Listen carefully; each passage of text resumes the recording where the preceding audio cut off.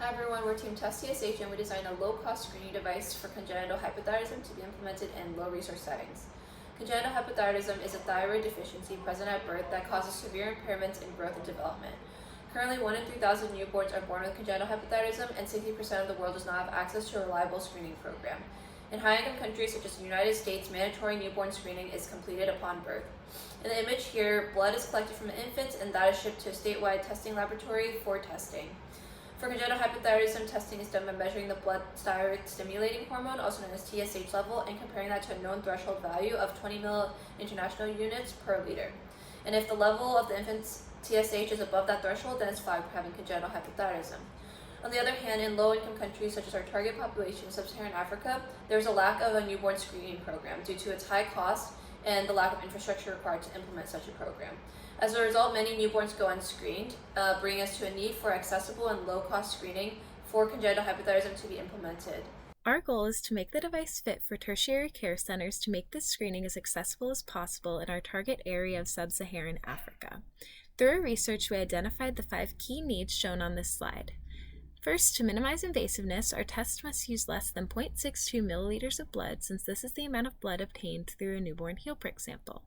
Next, we aim to minimize cost, keeping below $1.50 per test. Third, we want to ensure we are flagging the most positive cases as possible to avoid delays in treatment.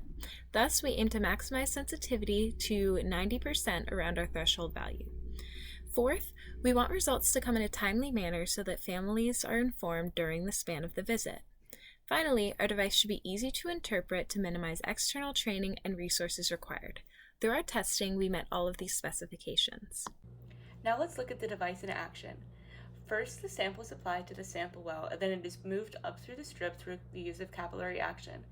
When the TSH in the sample reaches the test line, the antibodies will bind to the TSH, and if there is a significant enough concentration at or above the diagnostic threshold, it will bind and create a test line. Then it will continue moving up to the control line, where if the nanoparticles that cause the color change have bound to the TSH correctly, then it will produce a color change here as well. If there's no control line present, that means that there was an issue in the binding of the nanoparticles to the TSH, which means that the test is not valid. Currently, we have been using synthetic blood samples to do our test, but when we switch to using real blood, the blood will first undergo a process of filtration and then binding to the TSH to the nanoparticles at the conjugate pad.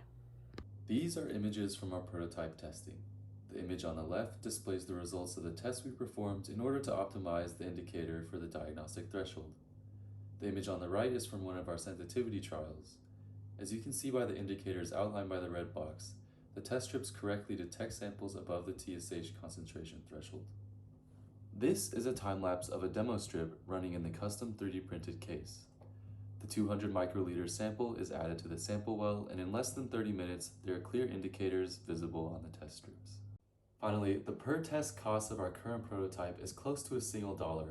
With bulk manufacturing, the cost may potentially drop to even as low as 11 cents per test. In conclusion, our group was able to create a prototype that meets all of our design criteria. We do have a few limitations that we hope to address in future testing. First, we want to be able to test our prototype in the environmental conditions of our target region, which is Malawi. We also want to be able to do clinical testing with real blood. Also, we want to measure how having our antibodies in our buffer solution differs from having it in a conjugate pad, which is how traditionally LFAs are manufactured.